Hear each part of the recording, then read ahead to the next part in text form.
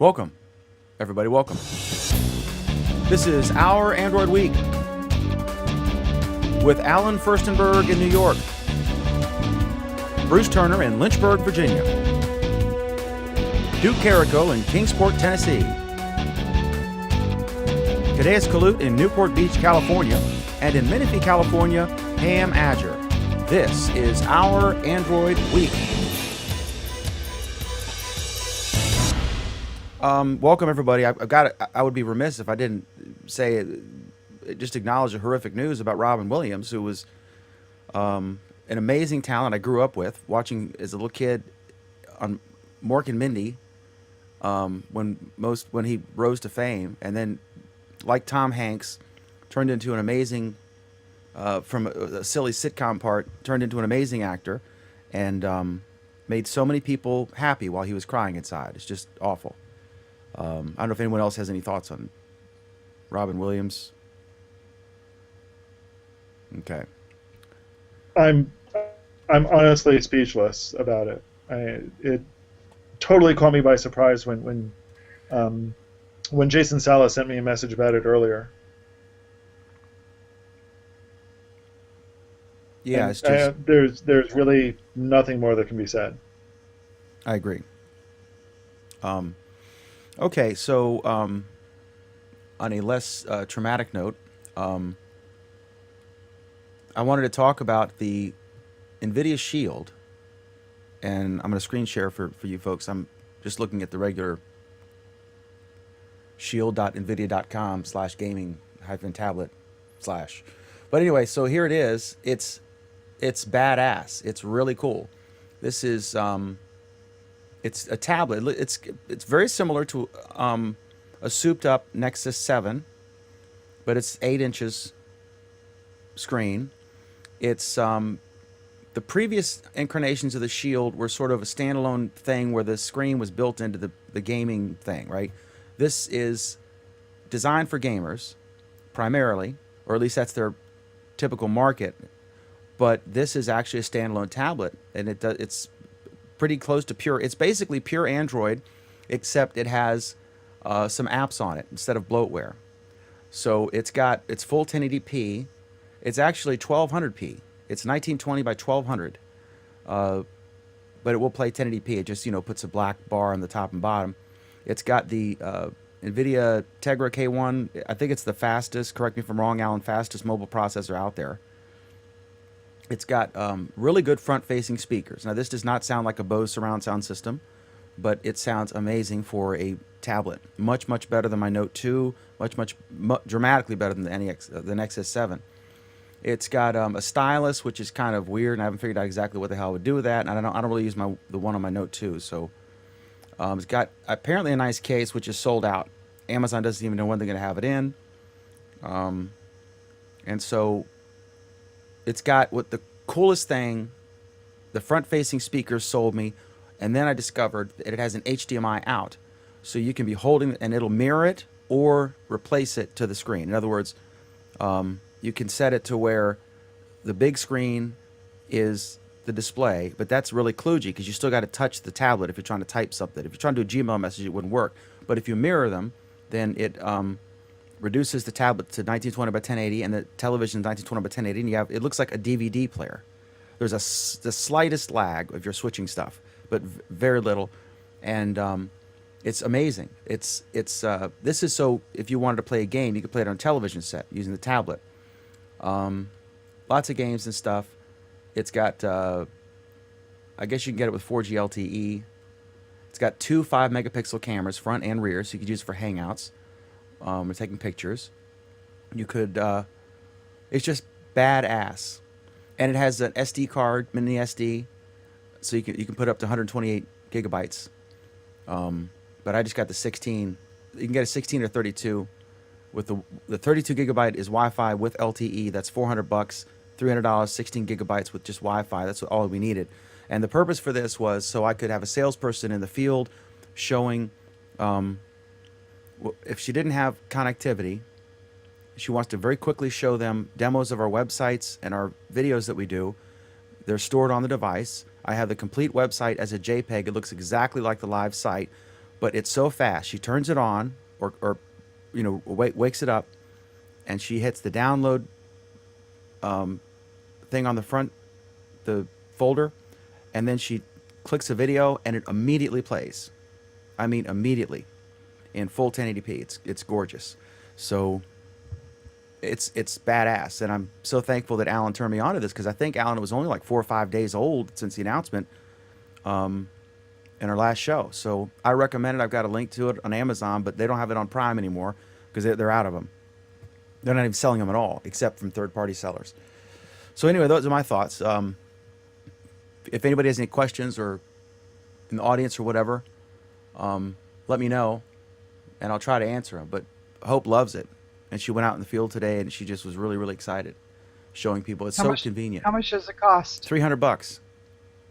Oh, good. How much was the Nexus 7 when it first came out, Alan? Do you remember?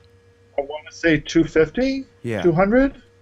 This is an incredible tablet. I was looking at the Amazon, the Kindle HDX, because it has dual front-facing speakers, before I found out about Alan's, the Shield. But the Amazon tablet, while it looks great and it's very nice, it's very sturdy, it sounds fantastic. You don't have the real, you can't use Drive. You have an email app, but it's not the Gmail app. But Gmail kind of works. And one reviewer said, that was it, done deal. This is almost like a Google Play edition with just extra stuff. It's 442, which is pretty darn close. But at some point they have to build them, and you have to stop and put the boxes together. So they'll probably come up with an update. Not that there's a dramatic difference between 442 and 444, in my opinion. So, any other thoughts on that? Okie doke. I'm going to load in the comment tracker. If you're watching, you can comment on our YouTube post. You can comment on any of the shares of the player or reshares, and we'll see them, and we'll talk about them live, put them on the screen. So if you have comments or questions, or especially if you want to attack Alan or praise me, you can do that through the comment system. I should be praised because I am the moral, if not intellectual, leader of the group. Anyway, Alan, you have a toy you'd like to show us. If not just the fact that all of this stuff runs under your name, because you are the host. Indeed. So yeah, I do have a new toy that showed up today, which I'm unplugging now to show off. Not jealous. Not jealous at all. The OnePlus One. So I received an invite to it last week. Picked up the 64 gig version. Arrived today. Seemed to be running fairly well so far. For those of you that don't know what the OnePlus One is, it's I forget exactly what company makes it, except they call themselves OnePlus. And instead Oppo. of running, go ahead, Cadeas. It's Oppo, I believe. Oppo, thank you. And instead of running a stock version of Android or a direct from Google version of Android, it runs a flavor of it called CyanogenMod. And it's a version of CyanogenMod that's tailored to run on the device. It's based on Android 4.4, however. Runs fairly nicely. I mean, it's hard to tell how much of it is because my Galaxy Nexus was on 4.3 and my Galaxy Nexus was getting slow as molasses that I like this, but there are a lot of things about it that I really enjoy. Features that I kind of took for granted at one point and then I realized weren't actually working. They're there and they're working again. So, things like when I get a notification, I can set what color the LED flashes when that notification comes in. So I can set the color. I set how quickly it flashes. Cadeas is giving me this strange look like, what am I talking about? This is CyanogenMod, right? This is CyanogenMod, yes. Is this your first experience with it, and how do you compare it to regular stock? It's the first time I've used CyanogenMod. I've never... One of my fundamental principles about using my phone is that I use it as a phone. So it's not something that I play with. It's not something that, it's okay if it decides to crash for a few days. When I'm out, I expect it to work, and I expect it to work reliably, and I don't expect to have to fiddle with it for hours on end to get it to work. So I've been shy about installing it on one of my devices. But it's the main operating system on this device. It's meant to work with it. So I wasn't... It's the first time that's nearly happened, right? What was that? It's the first time someone's put one of these out, right? This is the first public release of a Cyanogen phone. Yes. Cyanogen was always something This you'd is have to root your phone, and for hackers. But also, isn't it like anything else? Well, they have stable releases and lots of people talking about reviewing it, so you kind of know you're safe. And then there's probably a nightly or weekly build of some beta thing, and that's what the Gerwin's out there, or if you're a developer, part of the project. But I think it's neat. Sure, but even traditionally, even the stable versions, you have to wonder because was it tested on your version of hardware? Was it did you end up with a release of the hardware that's earlier or later than the release they tested it on? Is there just something bizarre about your setup that's going to cause problems? And, for other phones, it's kind of a crapshoot. Sometimes it's a more reliable crapshoot, but it's no guarantee. I guess what's good for you is that you have the phone that will quickly become, as it becomes more available, the #1 Cyanogen phone. So there'll be lots of people with the exact same, you'll be able to see reviews and stuff, so you can make a more informed choice before upgrading. Well, no. I mean, it gets upgraded the same as any Android phone gets upgraded. They push out over-the-air upgrades periodically. The difference is that they're dedicated to having this phone work with this operating system. Do you have all the regular play stuff? So Google still makes money off of it? That was one of the most awesome things about it, is I connected it, I logged in with my Google account, and suddenly it tells me it's downloading 53 software items from the Play Store. If I miss the CyanogenMod logo, and I'm used to an Nexus 7, pure Android, and I picked up your phone, I didn't know what it was, or I bought a new one, right, and I went through the thing. How far into the process before I realized, wait a minute, this isn't stock? I mean, is it really close? You might find a couple. You go with a couple of things about this is a little different than on mine, but and that's been a lot of my reaction so far has been, I'm not sure if the differences that I'm encountering are because it's CyanogenMod, or because it's CyanogenMod based on Android 4.4 instead of the 4.3 that I'm used to. There are people who have stock. It's those quirks and differences. What are the advantages? In other words, there are people who have stock and they choose to root and get rid of that and put CyanogenMod in there. So there must be something that some folks think it does better. Or what are the pros of CyanogenMod versus stock? The biggest pros of CyanogenMod is they really give you a lot more detailed and nuanced options for things. Some of those, options are kind of who cares. They've got an application that lets you select what theme you want your phone to be. Okay, that's nice. I don't care. But it's other things like you can determine what you want the buttons to do on the side of the phone when it's powered off. So you can have the up and the volume up down buttons automatically go to the next or previous track in the player, in an audio player. For some people that might be useful. You can have it set so that when the screen is off, if you draw a circle, it'll unlock automatically and go to the camera.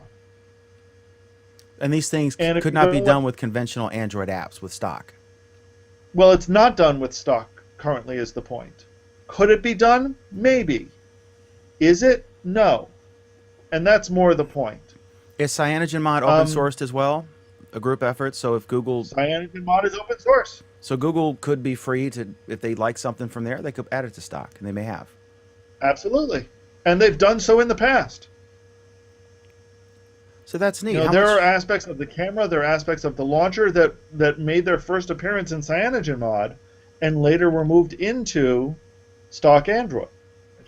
Are you using it as a phone, like you've activated it, or are you just using it as like a Wi-Fi device to play with it and develop? For? Today I was just using it as a Today I was just using it as a Wi-Fi device, but this evening I went and got the SIM chip that I need, the SIM chip that I need to make it a phone. And your carrier is who? My carrier is T-Mobile. Okay. And it's funny because yesterday I ran into somebody that had just they were at the post office and they had just got their OnePlus and was taking it out the box and was looking at it, and so I went over and started talking to him. I like the way the back feels, and I like the way the size of the back surprised me because it does feel very comfortable. It's one of the things that I always worry about when I was playing with the 4 and the 5, the Nexus 4 and 5. Is they feel way too smooth, like they're just going to slide off my hand. It's totally not obvious here, but the back is very textured. And there's something else about the front of it, the screen. I don't know why, but it looks like it's all screen. Like, turn your screen off really quick. It just, I don't know, it's just something about it, the front of it, that's different from anything I've ever seen. Yeah. It's one of the things that I like about it, and one of the things that I like about the Nexus 7 is there's very little bezel, and it's very flat. There's, it doesn't feel like there's this frame around it. That's a good way to describe it. Craig, really, he's obviously an iPhone freak, right? But he loves the flat side of the iPhone. He says there are many times when it's very convenient, like if you got to shoot video with it or something, you don't have a tripod, you can just set it on something flat. I can't do that with my Note 2. So there are advantages. I've never liked that. I've never liked that about the iPhone. I find for me, the iPhone feels way too blocky. This is nicely contoured. It's nicely shaped. It feels comfortable in my hand. The only problem I have with it, actually I have two problems with it. The first is that it's definitely heavier than my Galaxy Nexus. I can feel it. The second is it really does feel too large. Yeah, well, when you compare it to the Galaxy Nexus, of course, everything's going to be heavier than that phone. That phone was paper thin. But the size, I mean, that's something that you just got to get used to. I mean, that's in the direction that we're going. Well, and you know my opinion about it. I think it's a bad trend. I think it's a stupid trend, and I can't wait for us to finally get back on track. Yeah, I'm totally take a little bit. I'm totally done with a phone I can't do one-handed. That's one thing Steve Jobs was right about, among other things, is he's really big into being able to use the iPhone with one hand, and it is next to impossible with my Note 2. And I'm sure the same thing is with Pam. If she was, she doesn't text and drive, but if she were to try, she would fail. One of the things I find interesting, and you can't see it here, is that the buttons are positioned correctly, so that even though it's a tall, so you can see it there. There's the power button, and it's comparatively lower than you'd find it on most other devices, which would have it up here. So it's down here and right where my thumb ends up. Similarly, the volume buttons are, and I've got a feel for them, they're right here. And again, that's right around where my fingers end up to control them. So it's very intentional that those are positioned correctly, even though the rest of the screen is an absurd size.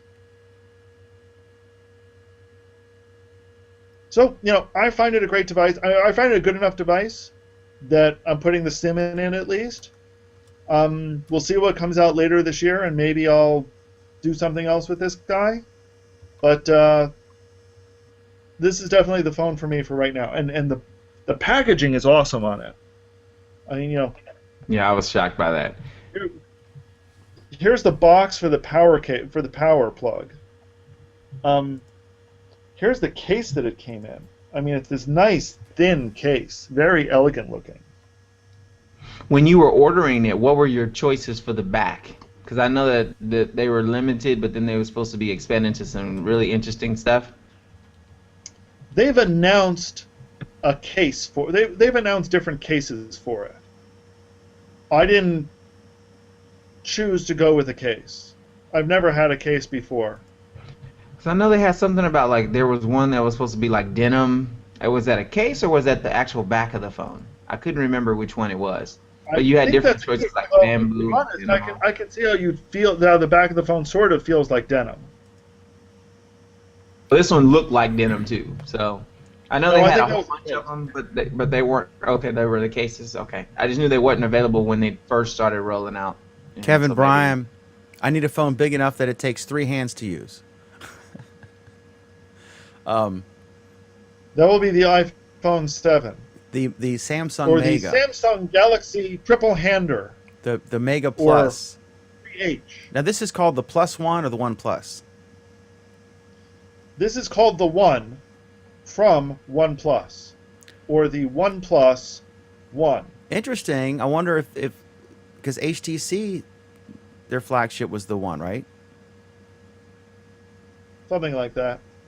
This is, and also to put this in, and we can move, but to put this in context, what this is part of some of these manufacturers coming out with stuff that is the HTC quality, really high end quality, at prices that are like 50 to 60, 65% of what Samsung's charging for the cheap plastic phones. Is that correct? I mean, this is, how much did this cost? And this is off contract, right? This is $350 off contract for their top end phone, That's ridiculously cheap. and that's a 64 gig phone. That's 60. You know, there's a tremendous amount of memory on here. Is there anything superior in quality of your Samsung compared to this? In other words, does this beat it in every way? Taking aside the fact they're different, it's a branch of Android.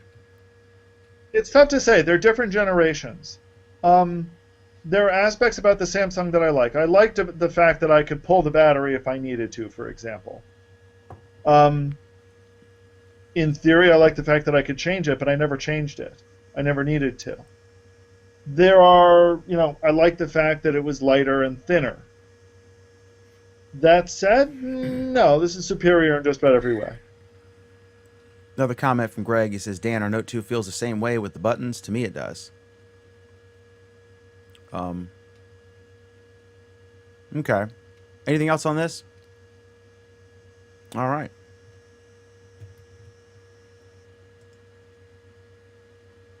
Three topics in only a half an hour. We're on the roll. All right, so Moto 360 picks and reviews show it next to the LG G Watch. Confirm wireless charging. IP67 water resistance. Heart rate sensor. And good battery life. What more could you want? Now, you've got the LG G Watch, What right? more could we want to actually have one?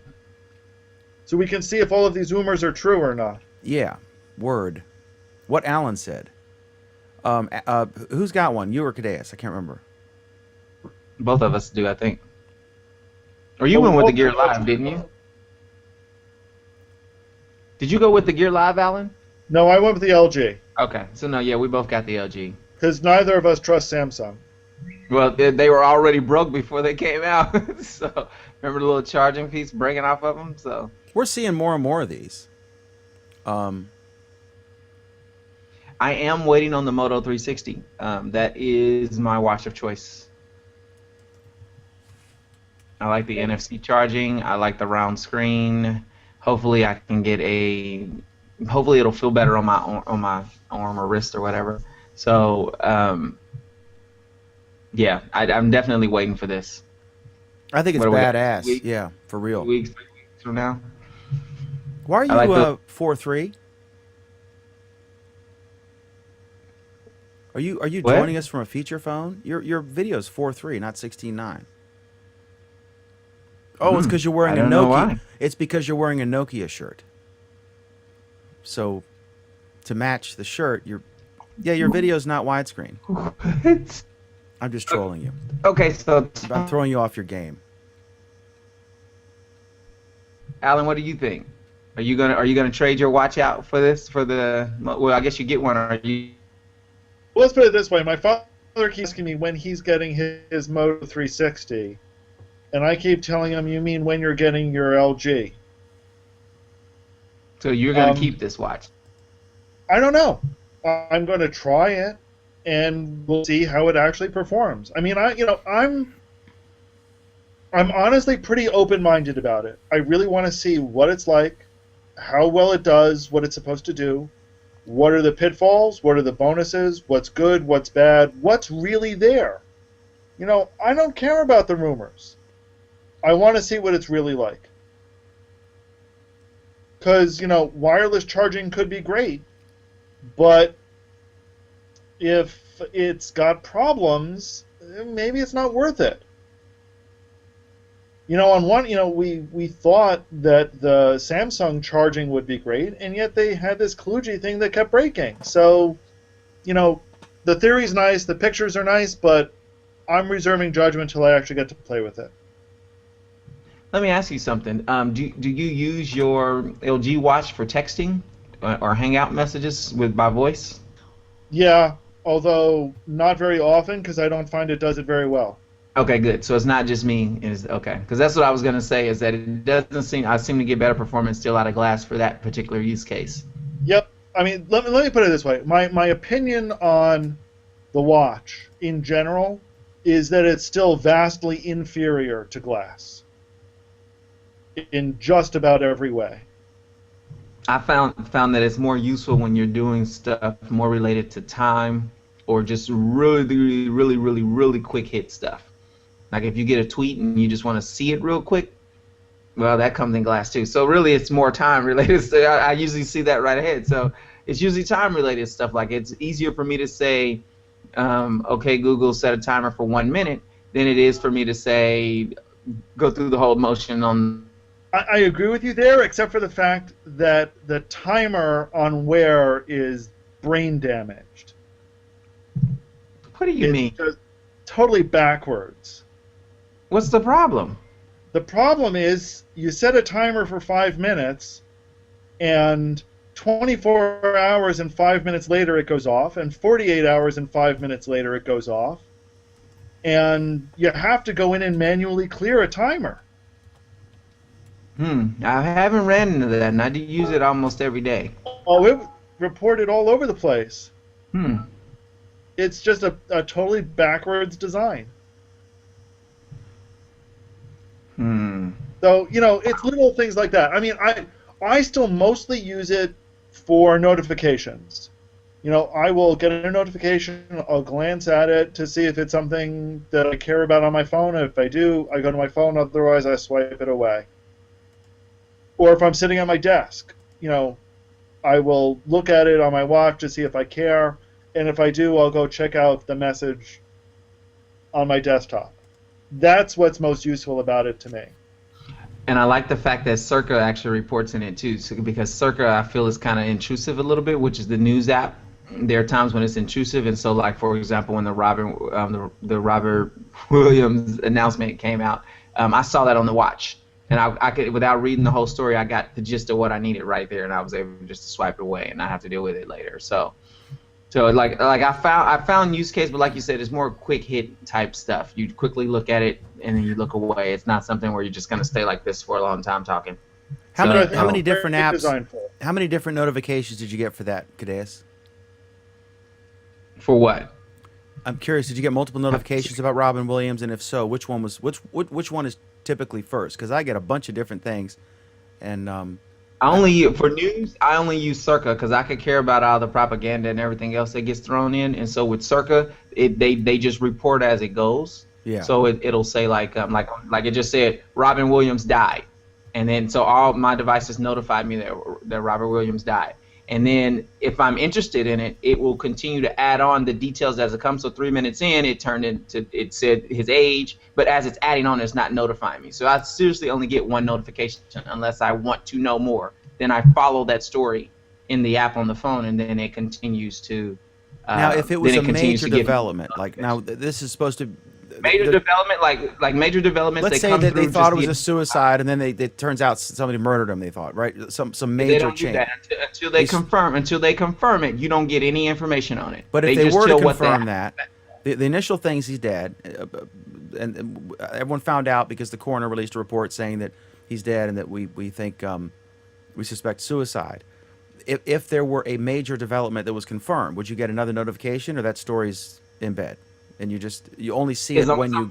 As long as I'm following, if I choose to follow the story, I will continue to get notifications. But I just get the initial we bombed Iraq or whatever. And so then I'll get that initial thing, and then as more reports, 30 people dead, 60 people dead, whatever, as those reports start coming out, Circa's not going to notify me of those reports with the notification unless I follow the story.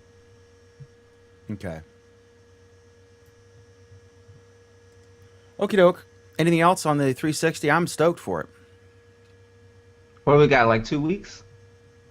I'm also stoked for the case for the NVIDIA Shield for my sales rep, which is not available either. That's not the Moto 360. I know. That's what you want, the Moto 360. I want the 360. Yeah, I didn't go for the G. No, the G's pretty good. It's pretty good. Pam, you're still against all wearables, right? You think they're all stupid? Pretty much. Pam's just got to use it. The reason is I don't have a use for it. You do. I just don't. I don't. I barely use this thing. You know, Cadeas, what are the 3 things that Pam doesn't even know that she wants to do with the wearable that if she had it, she'd be like, oh shit, this is cool? I don't know how to answer that because I don't know what's on Pam's phone. I probably don't want to know what's on Pam's phone. So, what are you eating, Cadeas? Is it ramen? a Moto 360. Okay. Cadeas is very protective over his meal choices. His grapes. I think he's eating grapes. With chopsticks? Why not? That would be a YouTube moment. Why would that be a YouTube moment, Dan? See? Just a great. You're seriously? Wow, that's impressive. What, that I'm observant or that he's using chopsticks for grapes? Both. So next story, Dan. What's the next story? Cadeas is known for having a nice solid stool. This is why. Oh, Lord. All right. So You're all right. obvious. Oh God. No, we got like 30 seconds left for the demo reel. I'm just trying to, the blooper reel. So we got to do some funny stuff. All right, next up is kind of the same thing about a wearable. This is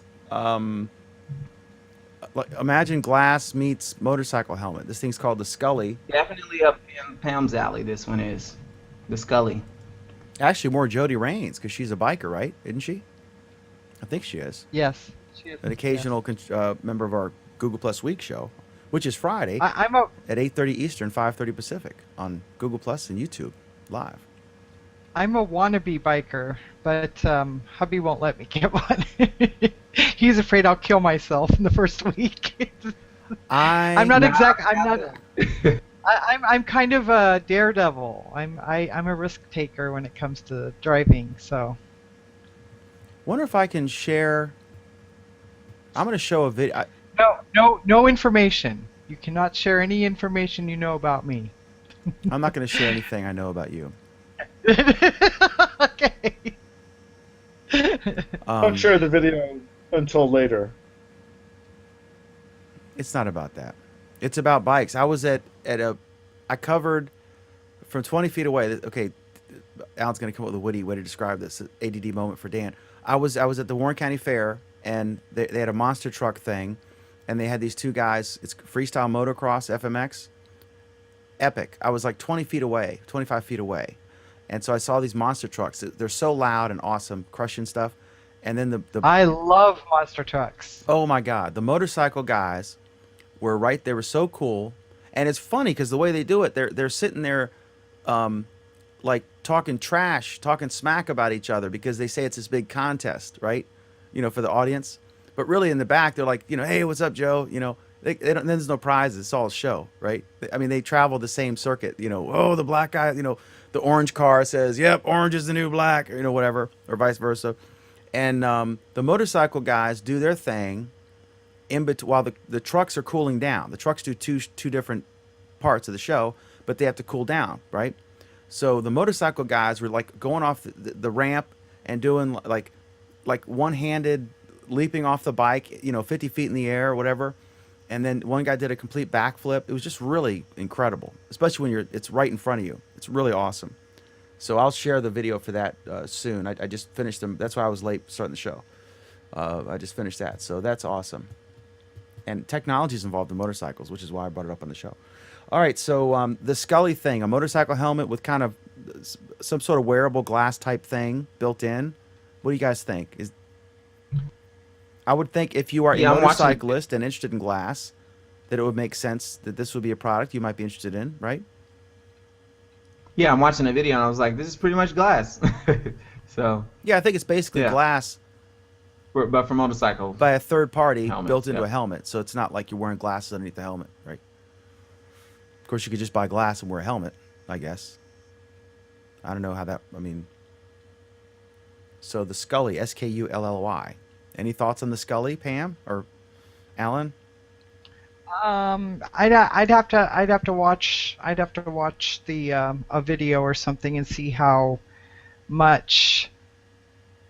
distracted you are. I mean, if driving requires, Kadea, shut up. You do everything but frickin' wash dishes while you're driving. I don't want to hear it. No, I got Scully for that. I don't need that. For the normal person, distracted driving is becoming more and more of an issue. You know, more and more accidents are being caused by distracted driving. And with motorcycles, you have to be extra careful. You don't have to be just a defensive driver. You sometimes have to be an offensive driver as well. So you have to play defense and offense when you're driving. And if that sort of thing distracts you, then, you know, it could be deadly. You know, you can break bones. I agree with you. I haven't seen anything, so I'm reserving judgment. I'm just saying if. So just be aware that, you know. I agree with you, Pam. I think the other thing, though, to keep in mind with all of these is, with any wearable, is how can that wearable also improve the driving and reduce distractions, or make sure that the things that you need to be aware of are brought to you at the right time in the right place. Right. And if they get that right, that would be awesome, because there are a lot of things that when you're riding a motorcycle, that it would be nice to be able to bring that up into your vision if you can. So there would be advantages as long as it's done smartly. And that's the caveat. And I agree with you. I think in California, you're allowed to have a GPS thing in your car, right? With a map, Pam, or are you? I don't know, because is that considered a screen in front of you? It's specifically exempted in the law. Yeah. So I think if you were using a navigation app in glass, I don't think there's anything wrong with that. In fact, being in your field of your peripheral vision, it's probably safer than looking down at the Garmin or whatever it is. I don't know what the brand name is that they sell on the dashboard. I would think if it's right here, Kadeas, correct me if I'm wrong. If you're looking down probably looking at a map in glass is probably safer than looking at your damn speedometer. And actually that's what with the Scully, that's what this does. It's actually putting the speedometer up here. So basically, where glass is, and essentially that's where the speedometer is, up here. And then if you want to change your songs or something like that, there's a bar that's going next to the speed across the top. So it's not something that's in your face. It's above, and so that's just the same argument I have when I'm mounting my phone up. The fact that my phone is up at eye level while my eyes are on the road, I can change a song and still see the car in front of me. It's not as opposed to, I need to change the song, let me look down at my radio or whatever the case is. It's the same thing. The point is bringing everything up so that way you're still looking and you can see somebody walking out in the street while you're driving your motorcycle or car. This is the kind of thing that Google should have thought about before they experienced all these PR disasters, because if framed in the right context, if you could get a glass app that would talk to your car and put the speedometer on there, then instead of legislatures passing, who are morons and have never even seen the product, passing crazy laws out of fear to ban it, it should have been presented in the context that this is actually safer when used correctly, if done the right way, it's safer than what we have now. That one thing, like putting the speedometer right in your peripheral vision instead, especially on a motorcycle, you're looking down like this. I mean, that's, looking up like this, it's big difference. Yeah, but Dan, you could say that and nobody listens because they did say that and nobody listened. Next subject. I'm so banning it from my restaurants. All right. Next up, Xperia. There's this crazy story. There's a claim that the Xperia Z2, that's the Sony phones, right? That they advertised when they first introduced them. They were pouring a glass of water or a pitcher of water over them. I think they're only supposed to be water resistant, not even waterproof. But the claim here is that this thing was in 10 meters of water, which is what, 35 feet or whatever it is. I'm going to get called on that. Someone's going to correct me there. For 6 weeks, and it still works. That's pretty darn impressive. Right, they're officially rated for 1.5 meters of fresh water for up to 30 minutes. And this survives significantly longer, supposedly. So, impressive if true. I think one time I dropped a feature phone in the can. But after you do it once, like burning your hand, you don't hold the phone over the shitter anymore. You know what I mean? But anyway, I have photos. All right, next is Strange Benchmark says Google is making a laptop that runs on Android Wear. I think Kadeus, you're the one who brought this to our attention. I haven't read it yet. We added it right at the last minute. What the hell? Yeah, you added this one, Kadeus. Oh yeah, I sure did. I remember this. I didn't get to read it actually. It was like 3 hours ago. You remember it? I like opened on my tablet for something to read, and I ended up having to run around, so I never actually got around to it. So, do you want us to do another topic while you read the article you told us to? Yeah, let me do that. Okay, while Kadeus reads the article that he asked us to include in the program tonight, so he could talk about it. Let's go ahead and talk about leaked photo suggests Samsung Galaxy Note 4 mixes fake leather with real metal. I think they are in, if not a panic, a rush to up their game, because basically they've put out kind of cheap, flimsy stuff. Like I've got my Note 2 here, and I dropped the screen, but if you look, it's beat up and everything, and scratched and stuff. I don't know how Craig's iPhone looks right now. You can't even see it, but it's like it's trying to get an angle here where you could see it. It gets all scratched, and I don't know, but they're trying to up the game in quality, because now they're facing, as we talked about with Alan's review, Chinese and other Asian competitors are releasing higher quality build products at lower prices than Samsung, so they've got to do something. What do you think, Alan? I think this is Samsung desperately throwing spaghetti at the wall as usual. Oh, you don't think that this is part of the fact that they're losing market share to some of these? Oh, I think it has everything to do with the fact that they're losing market share.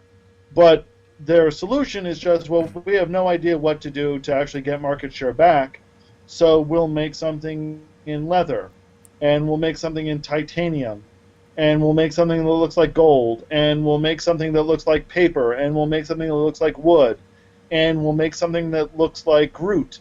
And, you name it, they're just going to keep throwing stuff at the wall until, I don't know, something sticks, or they give up, or who knows.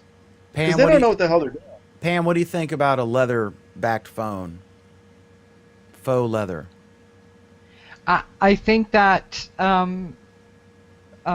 speaking to Alan's point earlier, his new phone, I think that having a textured back is a good thing.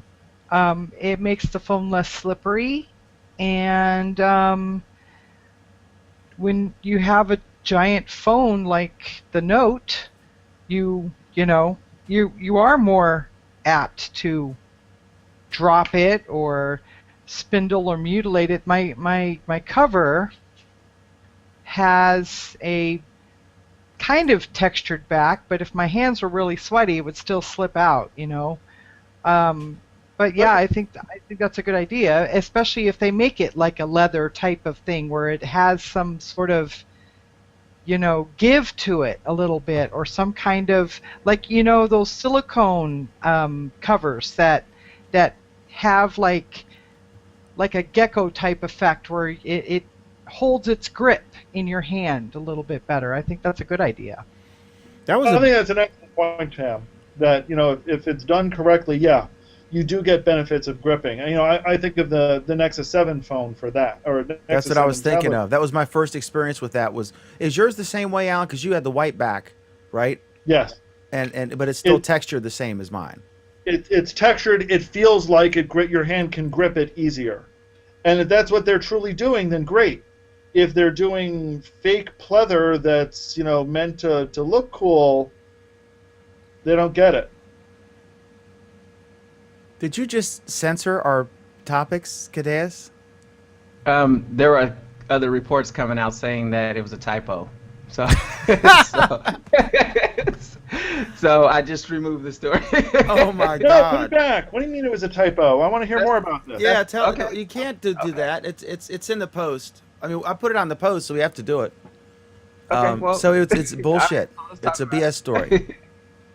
Let's talk about it. Are you basically, trolling our viewers, Cadeas? Now tell us what's going on. Basically, some people believe that Google was making something called the Nexus Foo that was going to run Android Wear with a question mark. So apparently there's a laptop or a Chromebook-ish type thing that they thought was coming, and all this stuff, and then they found out that it was a typo. And so that was that. Which part was a typo? The Android KKWT, which implies Wear. So what is the device instead? We don't know. Well, you see, So then how do they know it's a typo? there was another. Hold on, I gotta find the link. There's another link. That's what I said. I was just like, forget it. This is going down a rabbit hole. So It's not. It's so- not possible. I mean, I guess you could have certainly you could have an emulator for I guess development, the but first question is you why can have would a laptop why would based. an Android? Well, I guess my first question is why would a Android Chromebook laptop, whatever you want to call it, be running Android Wear? So I can see that as being an issue to begin with. Well, I mean, okay, let's step back. Let's step Okay. back. Why did they think that it was a laptop? Because it's a 1920 by, and it's got a NVIDIA Tegra 4. I guess all the specs basically. They just called it a laptop. So Right. So they went off assuming that it was a laptop, without thinking of what other things might have that form factor and processing. right. Now, what else might need those kind of capabilities? Well, the new Project Tango maybe. But why would that be a laptop still? And then why would that run Android Wear? Don't think that of it as a laptop.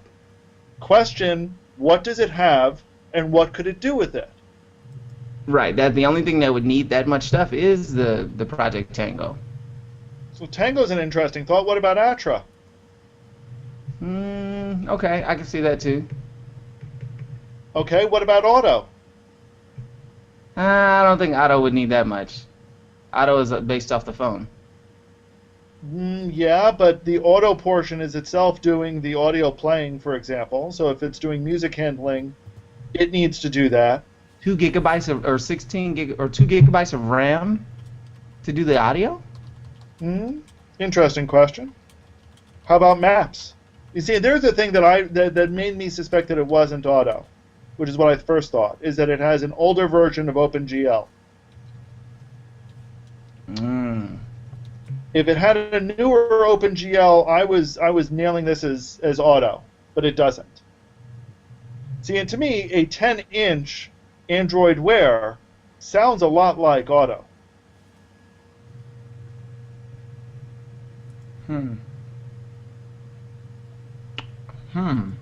I think I think most people haven't thought through what this really is or could be, and maybe it's a typo, and maybe it's a prototype, and maybe it's somebody just playing around, tried to install this on a tablet or something else, and we have no idea what we're really looking at here. Right. And to our viewers, that's 5 minutes of your life you can't have back. So I'm glad that we. That's unfortunate. But I'm sure it was, and we're at 3 minutes 45 seconds, not 5 minutes. Far more interesting speculation than you'll find on just about any Android rumor site, which is still trying to figure out if it's going to be the Nexus 6, or is it going to be the Nexus 5.9, and will it have a tapered back or not? And who cares? Next subject. Okay, so here's the deal. I've got this I just added as a hardware topic, but really to ask the question about what I should get for my phone, because Sprint, as I said Friday, keeps sending me new phones. They're about to ship the third one I didn't ask for. So I've got all these Note 2s. Anyway, it's by Amzer, and it's I'm on the wrong screen. Okay, here we go. Sorry. It's a snap-on case. It's got a kickstand, so you can hold the phone horizontally or vertically, right? And that is the doofiest looking kickstand I have ever seen. It's just some random BS I saw today, right? So the reason I bring the topic up is I've got my cracked screen, repaired, shabbily Note 2, and Sprint has, thanks Sprint, without my, they sent me a brand new one, or a refurb, right? But it looks brand new. Anyway, so here's my question. What should I get? Because I don't want this to happen again. This thing where it's messed up in the center. I should have cleaned it before I put it on camera. But you have these things, you like do 3 things with it. It looks like it's never been washed before. So what's the thing in the center? I had it repaired by a mall kiosk guy with a poor command of the English language, and something's wrong. But he said bring it back, but it's like 45 minutes away. He said he'd fix it for free, even though it's over 30 days. He said, no problem, I'll fix it. Then Sprint, I was getting ready to do it, but it's like I got to block out 3 hours. So Sprint sent me another phone. So like now I don't have to. I just got to return this to Sprint, and they sent it to me for free. I didn't even ask for it. I don't know why they did it. They sent me a second AirWave to replace my brand new, perfectly working AirWave. So anyway, here's the question. What's the thing in the middle? It's a dot that makes it hard to see stuff. A dot or a big circle? Oh, okay. So a big circle. Okay. It's like stuck. Like I got it. It's stuck to the thing, or there's adhesive, or I don't know. The adhesive didn't take there. Something's wrong, and it grows. Like if you press on it, then it grows. So it's weird. Some kind of bubble. Anyway, this is a large phone, so I don't want to make it any bigger with a big otter thing. You know what I mean? At some point, it's ridiculous. And I got to I'm gonna bring my phone with me today, So I don't know. What do you guys recommend? Pam has like a folding thing, and I've seen the OtterBox, and they're fantastic. You could throw it on cement and it's fine, but that's so freaking big, right? So what do you guys recommend? How about you just go get a Samsung Galaxy S5 Active, and then call it a day? That phone can take a beating. It can take a beating. It's waterproof. It's everything proof. You don't need a case. Then you don't have to worry about your phone growing another size. Do you have to worry about it if you drop it and it hits metal? Nope. What's the screen made of? It's illustrated. I don't know what the screen's made out of. I haven't looked that much into it, but I know a few people that have it, and it's really good. Cool. I'll look into that. The S5 Active. Right. The only thing is I'm so freaking tired of. It used to be called TouchWiz. What's it called now? Samsung OS or whatever. It's more watered down than it used to be. They didn't put as much on it this time around. So. Because nobody used any of their stuff. They've shut some of their stuff down. Good. I like the Android keyboard, or the Samsung keyboard is pretty good. I prefer it over SwiftKey. I bought SwiftKey. Now it's free, but you can buy different themes, which is stupid. I guess that's for teenagers. I prefer the original keyboard from Google Keyboard. I can get that right. That's an app now, right? Yep. Just download it. But it looks weird on your big phone, so when you get the S5 active, then do it. Okay. And Brad has a suggestion that I'm sure Craig would approve. Buy an iPhone, Dan. We're Thank not you. in 2007 anymore. Why would we buy an iPhone? It's kind of useless. Ooh, bam, salam, pow. I'm gonna have to get some of those Batman. Remember the Batman graphics? Whenever they'd have a fight, it would say kaboom or whatever. All right. It's actually quite funny. Somebody just texted me just now and said, "Do you still have an iPhone 5s I can buy?" So that's just kind of coincidental that happened just a second. All right, so software Google Play Music now allows only 4 device deauthorizations per year because screw you, that's why. There are many versions of the story, but that is the best headline, period. So I've seen, typically before when I've seen stuff like this, like with Adobe, if you called them and you explained my computer crashed or whatever, we had a fire. You know, if you actually made an effort and contacted them, they could override that. I don't know how Google Play does, but normally they have like blanket rules. But if you call them, you know, if you had a house fire and you can send them a clipping of the, you know, a picture of the article in the paper or something, you know, you lost 4 computers, that kind of thing. So I don't know how hard and fast this is, how open to negotiation they are, but it seems that 4. That seems kind of reasonable, to be honest. What are they trying to prevent against? Because the stuff, it's all DRM protected, right? So it dies after 30 days if you download something, right? The music industry. The music industry wants to be able to wants a little more control like they do on iOS, and so Google didn't have that, and Google wants to impose that, but us people don't want them to impose that. So it's kind of a battle back and forth. Would you say that's pretty accurate, Alan? Well, what they want to prevent is somebody doing something, is basically somebody loaning out their Play account to their friend for a few days and then taking it back and then loaning it to another friend. Ah, that's what it is. Okay, that repeating makes this sense. ad nauseum. I could see that. And, you know, from that point of view, it's perfectly reasonable to set some limit. Apple has a limit. I don't know what it is, but they've got a limit as well. It's 5? Today it says it's 5. It's 5 devices per year. Yeah, it's reasonable. What this article kind of implied, though, is even if you call Google, they can't do anything to change it if you've got a valid reason to.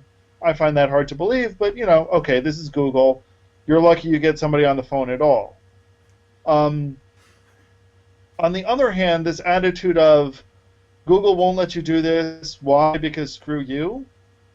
Come on. That's just Android arrogance. I mean, that's just an Android elite feeling like they know what the hell they're doing, and they're la-di-da smarter than Google is. And you know what? I'm sorry, you're not. Just because you buy every single Android phone that comes out on the market, or even better, convince them to send one to you for free, doesn't make you better than everyone else. So, you know, they kind of tried to imply that this affects real people in real ways, and I don't know. I don't see it. I don't see a lot of people really being affected by this, for the most part. What do you think, Pam or Kadeas? Is this something that really will hurt most people?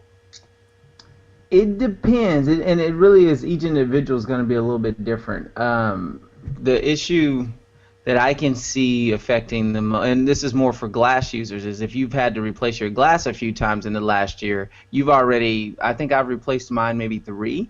So and that's not including any phone changes that I've done. And I've gotten the message that you have too many devices on your Google account and you need to delete some, and I go and there's stuff on there that doesn't exist. So I should have an authorize and deauthorize method to do it. But it should be, if maybe once I get to 4, maybe it should be case by case at that point. And see that you're a glass person that keeps having to get a new glass, and you have to keep reauthorizing that glass. Then there should be somebody that has the brain to override, as opposed to trying to be a robot when you call them. How many devices can you put Google Play Music on? This article says 10. I don't know. I just remember one day I got that message and I went through and Google TV and all this stuff that I don't even have anymore was still on there and I went and cleaned it up. So you're talking, okay, you can put it on 10 and then you can deauthorize 4. So now you're talking 14 devices in a period of a year.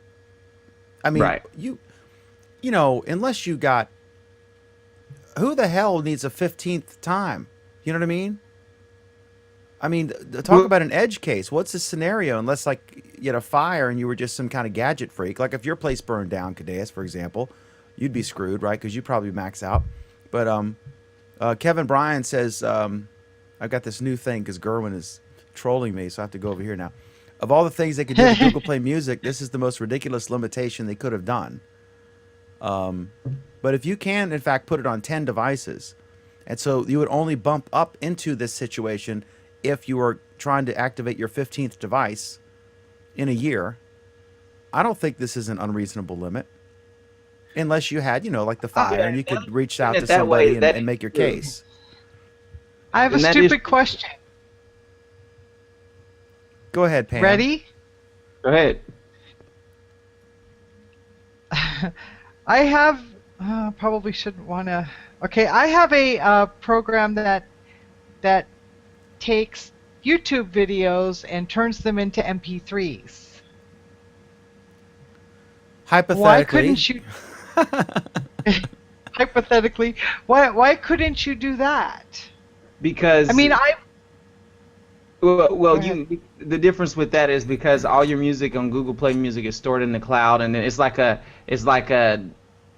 hard drive in the cloud with the Spotify combined. So it's all this stuff that's stored in the cloud that you have access to, and so if you're literally living out of that for music, again, Dan's saying 15 devices, which I hadn't thought about it from that perspective, but if they're telling you, oh, even though you pay us $10 or $7 a month for this service, and you bought a new device and sorry you can't hook it up to that becomes a problem because that's what you're paying for, that's all the stuff there. But again, 15 devices in a row in 365 days, that is a lot of devices. I don't even think that many phones come out in a year. So I mean, that, yeah, I can see that once I look at it from that angle, because originally I was mad, but now that I've actually thought about it, yeah, 15 devices in a year, that's too much. Kevin Bryan says, I need a 15th time. We got some back channels, Kevin. We'll talk to you after the show. So yeah, I think this is much ado about nothing.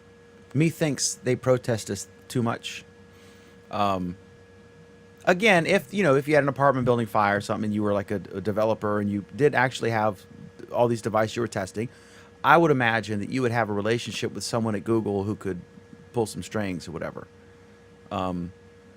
But I think, and this also gets to why Play Music is superior to downloading MP3s, is because it's just like, people used to rip, there were these programs you could rip a DVD and get a copy of a movie. Now with Netflix and Amazon Prime and stuff, it's so cheap, it's not worth the hassle. That's one thing that Steve Jobs proved is, if you want to conquer piracy, the Napsters of the day, the way to do it is to address this new way that the customers want to get music, make it affordable, convenient, have playlists. They can log in on multiple devices and it remembers who you are and knows it has your country playlist, your rock playlist, your reggae, whatever you want. And that's so much more convenient than, Pam and I meeting in Pam and me meeting in a back alley, secretly swapping MP3s. It's just superior. Finally, they got it, and now they're making money from it. So anyway, okay. So all that happened. Next up is I don't get this. If someone could explain this to me, I think this is stupid. There's an app called Yo, and all it does, I shit you not, all it does is you have your contacts and you can tell them yo. That's it. If I want to... Hey, Dan? Yeah? There's this really, really stupid app that's out there, and all it does is let you send 140 characters to anybody who cares about you. At least it's not the only two That's all it characters. does? You don't. No, here's the thing.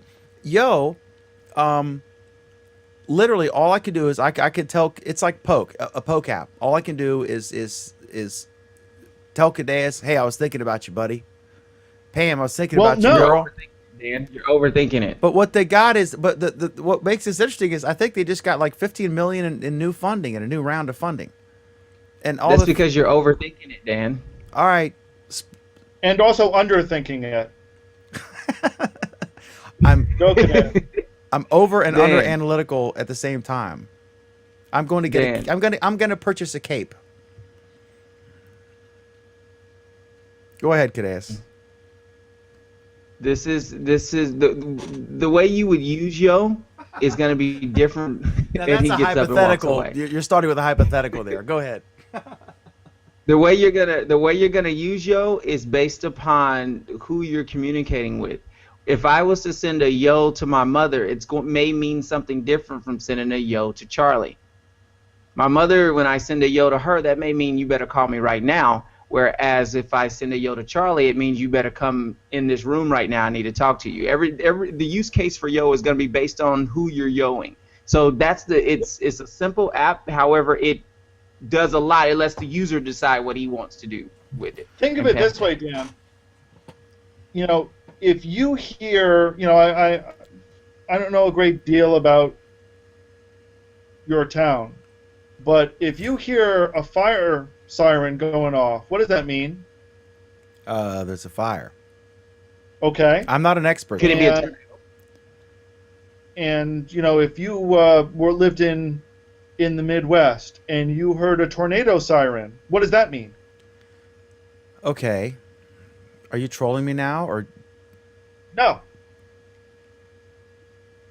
I get your If you meaning. heard a tornado siren, It could what be does that mean? something like, let's meet around 12. I'll let you know for lunch. I may be running a little bit late. I'll let you know when I get there. And if it's really, Is that what a tornado siren means?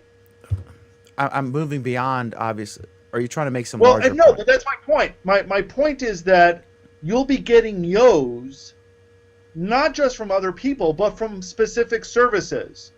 So that when you get the yo from the fire department, you know there's a fire. When you get the yo from the emergency services, you know that there's a particular class of emergency that you've subscribed to. You know, they've talked about the fact that you could get a yo from a bike rental place to let you know that there are bikes available. Those are the sorts of, you know, very specific, quick, short messages that you know what they mean the moment you get them. And that's what yo seems to be turning into. And if we look at it from that context, we've now just tapped into exactly what things like Google Wear and Google Glass are trying to do. Okay, And that's so get you messages quick, that you instantly know what they mean. so if I get So- into this, if I start yoing, what's the jargon? Am I a yoer? Do I yo you? What's It the? hasn't been. You, Dan, you would be a yo-yo. I'd be Plus, a, you could actually no, I'd be yo a new Dan. yoer. So But I'd the be. show needs Would I be a to wake yobi? up. Would I be a yobi because I'm new and I don't really know what? So I'm a yobi. I want to get my terminology right because I want to be with the cool kids. You know, in their defense, Whose defense? I mean, maybe I'm missing the boat here. I'll be the first to concede I've been wrong before. Just Google my name. But if when they started Twitter, they had no clue what exactly it was or would be. It was a random idea, and it's turned into the number one source to get breaking news as quickly as possible. Period. Nothing comes close. It's absolutely, if you have a carefully cultivated list of people you follow, it is the place to get breaking news faster than anybody else. And then you can quickly follow if there's an incident happening somewhere. You can follow the local, newspapers and TV stations, local reporters on the scene, and get stuff fast, right? And it's a very powerful tool. They had no idea that would happen. So you never mind know you, what'll happen. If it's a super fast Mind way you, to just send you a mess, to just send you a ping or a poke then I could see what you're saying. So Dan, so then now do you get yo, or are you still confused? I get it. I mean, it's it's even less complicated than Flappy Bird. So I understand the concept. I And just it's hadn't even stupider considered- than Flappy Bird. I hadn't. I mean, I only think So you were the trolling dumbest me, yet ideas you I've acknowledge it's stupid. So you get Oh, yeah. you can have your cake and eat it too. Of course I can. I'm a panelist on one of your shows. Just for that, you're going to get another 100% raise. I mean, you know, I understand the point and I understand where it's evolved to, but I still think it's a stupid app.